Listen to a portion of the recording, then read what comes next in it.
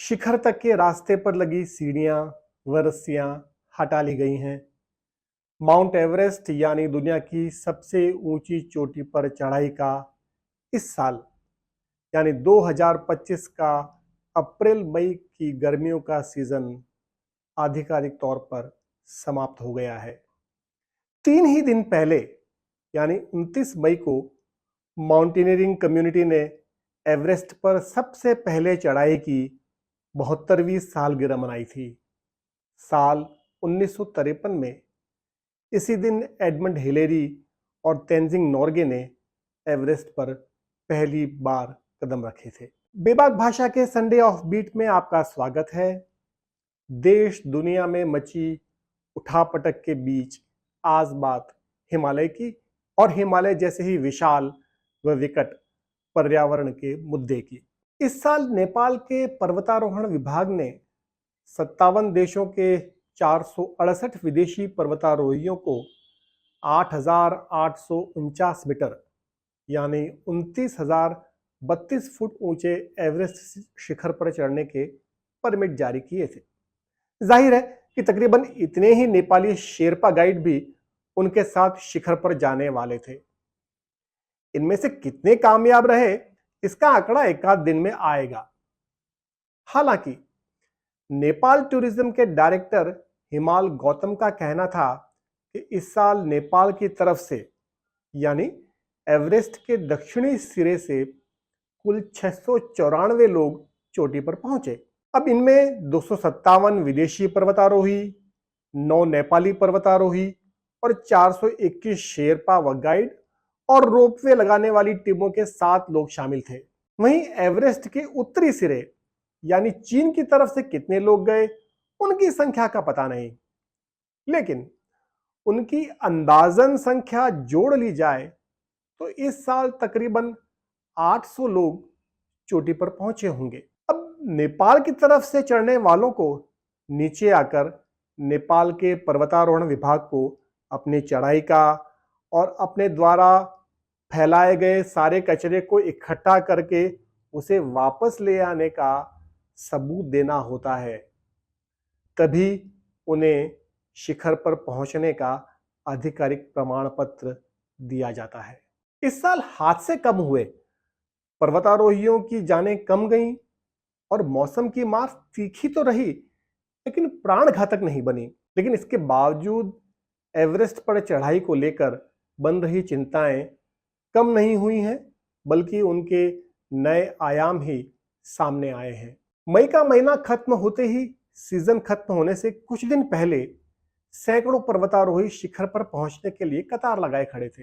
हालांकि मई के बीच के दिनों में कई पर्वतारोही दुनिया की सबसे ऊंची चोटी पर पहुंचने में कामयाब रहे थे, लेकिन उसके बाद मौसम कई दिनों तक खराब रहा और कई पर्वतारोहियों को नीचे के कैंपों में या बेस कैंप तक लौटना पड़ा।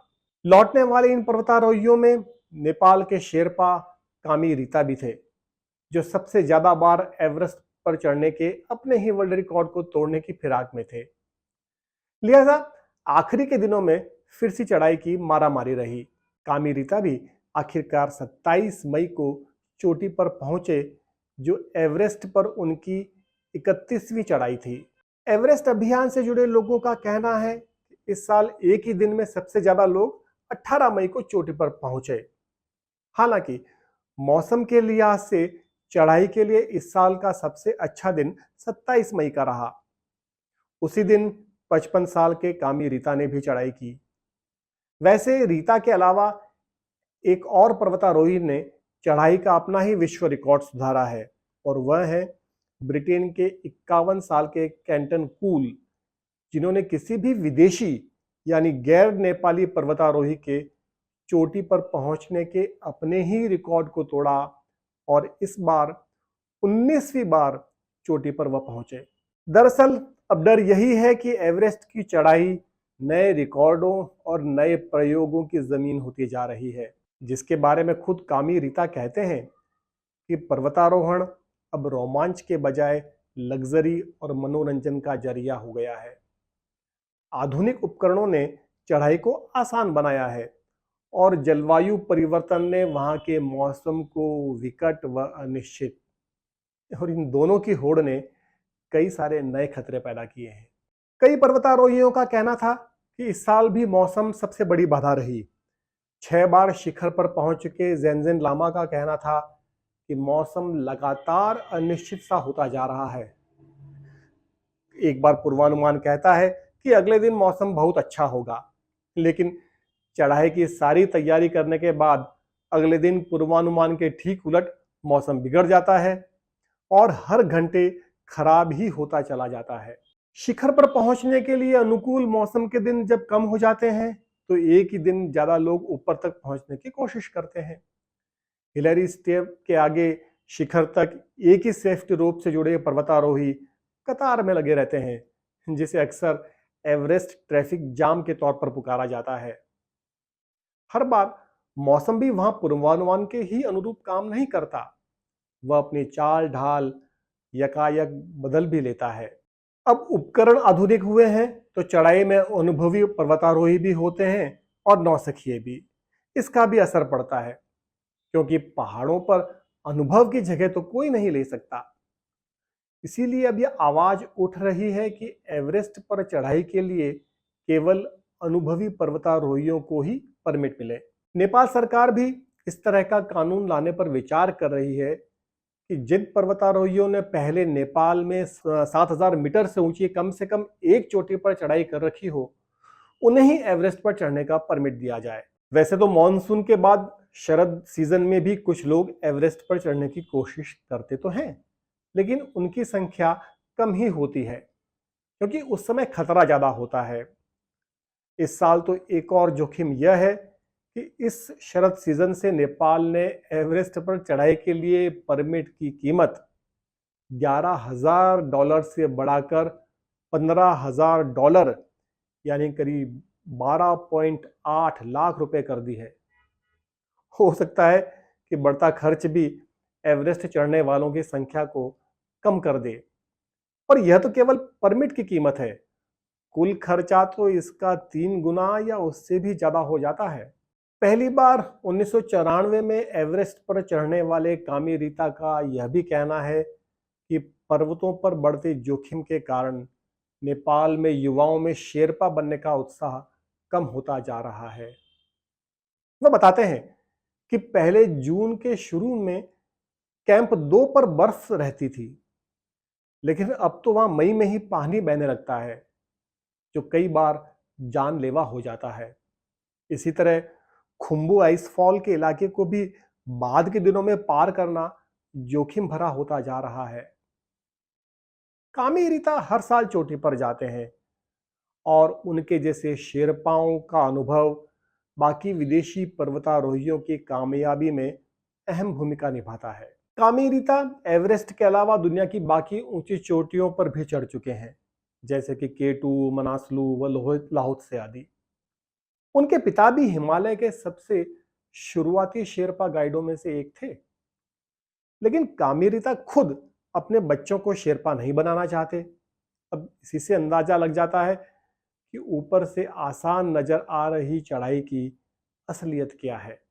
इस साल एवरेस्ट पर चढ़ाई के दौरान 3 मौतों की जानकारी है, जिनमें एक भारतीय पर्वतारोही सुब्रत घोष भी शामिल है। यह संख्या पिछले सालों की तुलना में कम है। कुछ लोग कहते हैं कि बेहतर प्रशिक्षण, अच्छे उपकरण, ऑक्सीजन की उपलब्धता, अनुभवी गाइड और मौसम के बेहतर पूर्वानुमानों ने पर्वतों को ज्यादा सुरक्षित बनाया है, लेकिन हकीकत में उतना ही बड़ा जोखिम जलवायु परिवर्तन, कम होती बर्फ और पर्वतारोहियों की अनुभवहीनता ने भी जोड़ दिया है। इस बार भी कई लोगों को हवाई रेस्क्यू करना पड़ा है। हालांकि इनकी ठीक ठीक संख्या के बारे में कोई जानकारी नेपाल सरकार की तरफ से नहीं दी जाती।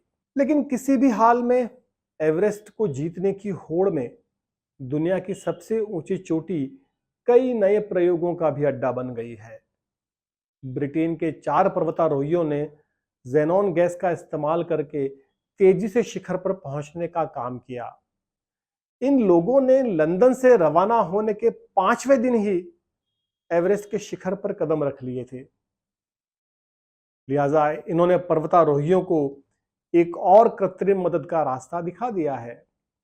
वे 1 हफ्ते से भी कम समय में एवरेस्ट को जीतकर फिर से घर पहुंच चुके थे।